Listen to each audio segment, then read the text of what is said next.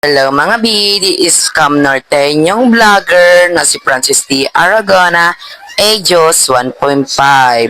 So for this vlog is maahon nga po pala kami.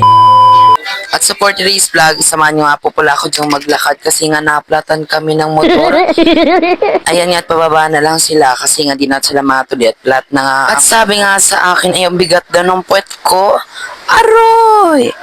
Hindi ganon kuya. Mabuti na lang may sumundo sa akin kung hindi ay naglakad talaga ako mga B. Kataas-taas at tirik-tirik ng bundok na yan mga B. Fast forward tayo mga B. Ayan nga, naglalakad na nga pala kami dyan patawid sa kabilang ilog. Kasi nga doon sa may danaanan naman ay sobrang lakas. Kung napapansin nyo nga po pala ay may binubunot-bunot din yung aking lola ng mga daon dyan sa palipaligid. Meron din ba kayo dyan ang ganyang gulay dyan sa inyo? Tawag nga na sa amin dito ay pako. Yan guys, yung binubunot ng lola ko sa gitna ng daon na yan. Ang tawag namin dyan ay pako. Ganyan yung klase guys, yan, ganyan. Ang sarap niyan guys ulamin kasama may binataan na suso tas ganyan. Sobrang sarap ginagawa din yan guys. Okoy.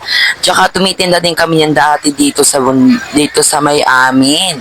Kung meron nga pala kayo dyan sa inyo, paki-comment ka kung anong pangalan dyan sa inyo. Yan yung tawag na gulay na yan. Kasi dito sa amin sa J-Bang ay pako ang tawag. Eh hindi po naman iba-iba naman po kasi iba-iba naman talaga kasi ang tawag niya andito sa minsan kasi iba-iba din ang tawag niya andito sa buong Cam Norteño, dito sa buong Kabikulan. Minsan kasi may dalawang klase din niya. Meron isang pakong kalabaw at pako. Fast forward tayo mga B. Ayan nga, pangunang ilog na tatawiran nga namin dyan. Medyo mahaba din at medyo malalim. Pero malinaw ang tubig at malinis. Pag may nagkakabod ng sa kabilang ilog, tsaka ito lumalabo. Pero parang higanti talaga to guys pag naglakas ang ulat may bagyo. Grabe. Mataas maigi ang tubig, sobrang lakas. At ang mga bato ay nakakasugat. Ang hirap-hirap din tumawid ka.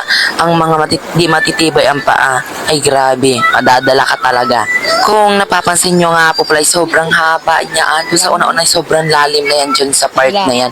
Yan nga lang talaga yung pinakamababaw na danadaanan. Kasi sa kabila ay grabe, sobrang lalim. So ayan nga, nag-fast forward na nga pala kami dyan at ayan na nga.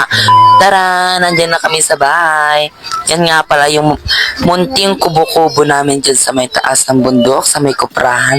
Kuprahan na lang yan ang ginawa dyan. Dyan na rin kami natutulog mga B. Kasi nga wala pa kami budget para doon sa pagpapagawa ng malaking bahay. Ayan nga kuprahan at nanguha na nga pala ako dyan ng pili. Pili nga pala guys